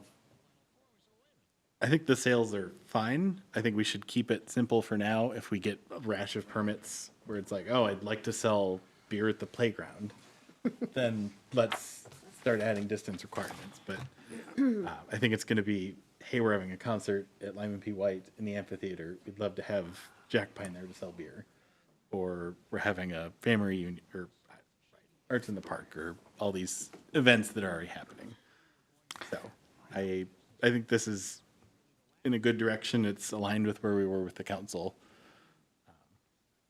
So I think we're in a good spot. I'd like to give it a shot. Some vendors better take some permits this year. That's all I gotta say after all this. There better be a line. You're getting 0 from me, I can tell you that right now. I don't blame you. So I'm I thought I could go either way on this, but personally, I think I would just like to see nothing changed other than allow event sales at certain parks, otherwise everything else stays the same. That's where I'm at. So anything beyond that, I'm gonna vote against, just because I think it just creates too much. There's no even, I think it creates exactly what you were just saying, is it allows it here, but it doesn't allow it there, and someone has to make a motion one way or the other here, so. I have to leave in 5 minutes, so I'm hoping it's before I have to leave, otherwise. Do you need a motion, Jesse, or is this just advice for the council? This is just discussion for what gets brought to the city council. It's ultimately up to them to approve the ordinances. So just to clarify on the consumption piece, I've heard a couple different pieces there. Are we, as proposed, allowing it, consumption, parks, Memorial Park, Lum Park, all of those parks, with the exception of these 6, are we going to continue to ban consumption in all of the parks as it's currently, or identify Lum Park Campground, Memorial Park softball fields for consumption? I've heard of, I think, all 3 of those different things, so I do want to clarify. You want us each to tell you what we want? Kind of How- general, if I can get consensus of the park board, or if it's mixed, I can understand that and I can express that to the council as it was mixed between those different pieces, and we can let the council decide. But I think that they wanted direction from the park board of what the park board would like to see in their parks. Well, I'm. Start. Oh, go ahead. I'll start. I have what I would do, but then I also have what I believe that I've been charged with as a park board member and working with the city council and working with all the people that I hear, and that's not the same thing. So what I believe the right thing to do for us is what's presented here with the few notations that we have. I believe that from everything I've heard from all the groups interested, that's kind of about the middle ground. That's what I started off saying, and I still think it's about right. It creates alcohol-free zones, it creates places where you can have it, and it creates some form of control for people who want to sell it. I think that's about where we should be. So I'm happy with what's presented as the right compromise with the few notations that we made, including the glass. That's me. I'm in the same spot as Kevin. I think what's here is generally good with everything we discussed. I'm agreement with that as well. It's just one of those where I feel like a lot of people, we've put a lot of work into this. We've heard from a lot of different people, a lot of different groups. This is the best middle ground, I think, to accomplish what's already happening in the city and making it fair for everyone in the best way we can. I'm gonna say that I like the sales, all the edits, all the additions, but I want to see the third option that you said is just no alcohol in parks except for Memorial Park and camping in those specified areas. I'll take it a step below that, even if you will. If it's not broken, don't fix it. I'd just assume leave it alone, except for adding it to sales. I think it's gonna create potentially more problems than it's going to fix, so. Thank you. Excellent. I hope we're never talking about this. That's what I hope. She asked when we're talking about. I haven't stopped talking about this. Thank you, Next guys. agenda item is approving the ISDA 181 and YMCA 2023 agreements. Yes, sir, Mr. Chair. So really quick, the agreements are included in your packet, mostly the same as last year. A few changes regarding like programs. They dropped some programming that did not have a lot of signups last year, adding some new ones. Pricing changes. We did change the reporting to 2 different reports at the beginning of the season, at the end of the season, rather than a quarterly reporting. We didn't think that registrations really change much throughout the season, so beginning and end we felt was most appropriate. But mostly it's the same. Maybe some other tweaks here and there, but it's generally those 2 agreements. Any questions for Jesse about the contract? I just have a quick question. So I was kind of one of the people that asked for a lot of this initial reporting when this came up a while ago. I could be wrong, but I don't really feel like we got that report. I don't really feel like anybody came to us and said, look, here's the numbers, here's what we had, I mean, a little bit here or there, but I think I was hoping that we would have something measurable that we could say, this is what the YMCA did last year. This was their enrollment. These are the programs that went good, went bad, blum, blum, blum. Here's what we're hoping to do next year. That to me is the report. I don't feel like I ever saw that from either the YMCA or that. We saw some number kind of things a little bit here or there, but not really a report, because what I feel like I'm missing from making this decision is saying what went really good last year? What didn't go good last year? Do you want more money or do you want less money, and why? So I feel ill prepared to make this decision right now, but I understand the mechanics of it. It's that reporting thing that I think is just not fleshing out how I originally thought it would be. I'd love to have Shane come in here and ISD 181 come in here either at the beginning, like now when we're getting ready to sign these, or at the end and say, here's what happened. Here's how it went. Da-da-da-da. We want more money. We want less money. That's all I'm saying is I just don't think that whole mechanism is missing for me, so this feels really nebulous to me. That's all. Troy? I think that's valid, and I think that's what happens at next door. Is community ed talks with, Okay. I think a representative comes in and talks with, there was some meetings with some community ed members, I think that first year, and with, I know I attended and. The first one, yep. Yeah, and staff attended, but I didn't with the YMCA. I think you and Kara might have with the YMCA and Katie, but I agree that it wouldn't hurt for them to come in and say, this is how things went this year. This is what we'd like to see moving forward. This is, no different than we have to provide a long-term plan, and we're gonna do this annually. So it would be nice to hear from them, what's going on, and, I'm looking just even at community ed. There's some things going on between them and the Baseball Association that is having some ramifications in that area. So it would be nice to just kind of see how things are going with that. But it would be good for them to come in and give a report of this is what's going on and this is why we're doing it. And Yeah, so the 927 packet had the end of season report from both YMCA and 181 about participation, like what cities people lived in, the feedback, right, experience survey. This is the September. This is from the summer 22 season. So right, parents thought it was a good value, made a good impact in their life. Okay, I stand corrected. I just didn't read through the packet or at least didn't read through that portion.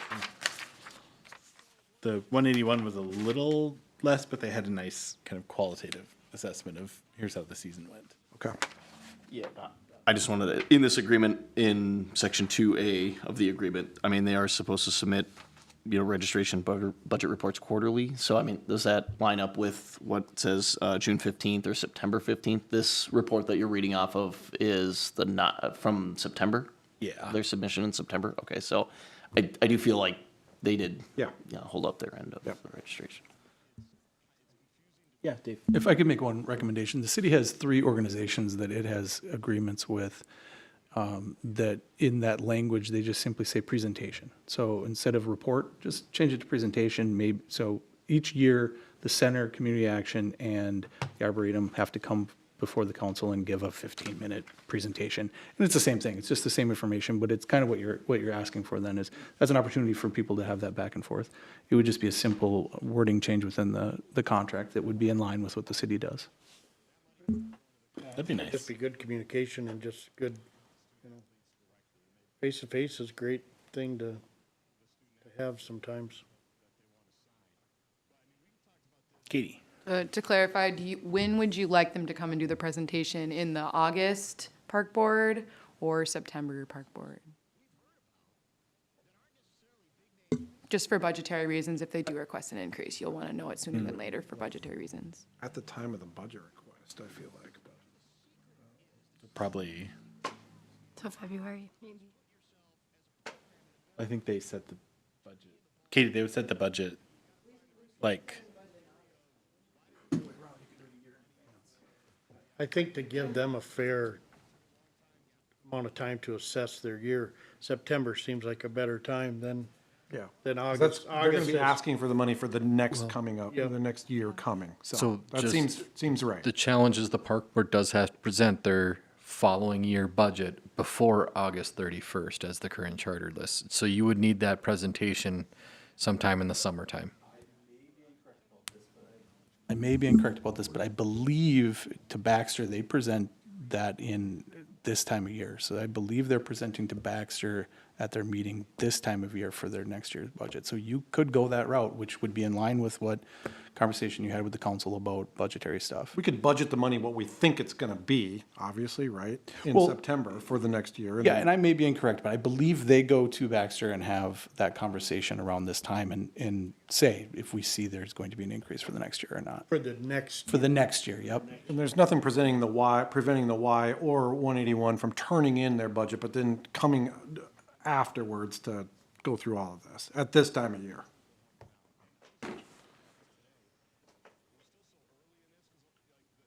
Yeah, so I think, Katie, if they presented like late winter, then we'd use whatever number they have, to Kevin's point. And if it changes a little bit, that's fine. But at least we had the meeting with them, we made a best estimate. Yeah, so we changed the verbiage to just 2 reports. That would be the initial one, when we're starting registration, and then the second report would be after registration, after everything's done. They can give us a recap. So are you thinking you want them to meet with us, do a presentation on a recap, or do you want to do 2 presentations? One, having a recap type presentation, then also a presentation in February with expected numbers for the next year. So for example, if they were present today for 2024 with a proposed budget. Nope, I think in the fall for the next following year. So they could come in after at the end of the summer, August or September. They'd be presenting the numbers for the next following year, and they could do it at that time. the only problem with that is we've already budgeted what we're giving them for the following year, Yeah. right? I mean, we've turned in our preliminary budget in September. Technically, we can't ask for more, but we could ask for less, going back to the city, but. And one could just be a report, that if you're looking for dialogue. Right. You just need the dialogue once. It's just One could dialogue that I'm asking more. Yeah, so let's say in the spring, they present a, Obviously, I missed the Proposed report budget. this year. I don't know what the heck. Yeah, no, Katie, you're right. Katie did bring pretty good reports. YMCA's was better, that's right, than, what we got from, but just having that discussion, I think, is the main thing. Looking at what they're trying to do, what they're trying to accomplish, and We can request 2 presentations from a recap of the previous season in the fall, and then one in the spring for not only the upcoming season, but their proposed budget for the following year. So we can include that with our parks proposed budget. Yeah, that'd be great. So I think then we'd be looking for a motion to approve the contract with that stipulation. I'd make that motion. Any additional?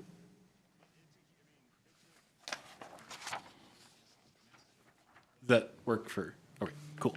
All right, all in favor, say aye. Aye. Aye.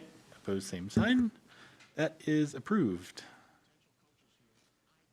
All right, we will open the public forum at 5:53, having waited everyone out for nearly 2 hours. Seeing, is there anyone? No, can't imagine. We will close the public forum at 5:53. Board member reports. You're up. I don't have anything. Nothing to add. Nothing. I think the only thing I have to add is, I think maybe the most feedback I've ever received since I've been on the park board has been about the name of the park. I think I would say I'm disappointed that the Riverfront Committee feels like they've been sort of cut out of this process and that they've spent years and years working to get this park, and then they got the park and the city said, great, here's the name, hope you like it, good luck, thanks for the park. So that has been frustrating to hear. I'll clarify that. The city council did not rename any parks. The city council simply found out that it had named a park 100 years ago and said, sorry, we named that park 100 years ago. So I know people are frustrated with that. 13 years is a long amount of time to never look at whether or not something had a name. So I'll not be too facetious about that, but at the same time, it came across the council's desk as, hey, by the way, the city already agreed to name this something. City council did not cut anyone out of anything. The city council simply said, yeah, we should probably continue to have that name be named the same thing. Now, whether or not people should be brought in ceremoniously and handshaked and said, hey, here's why this is happening, we have to move forward with things. So in the case of this, we wanted to get a grant application in, or excuse me, to get that continuation of the money for LCCMR. So the city council needed to make a decision. If we're going to make that decision on whether or not that park is extended, well, now's the time to make that decision about whether or not you're honoring what the name was.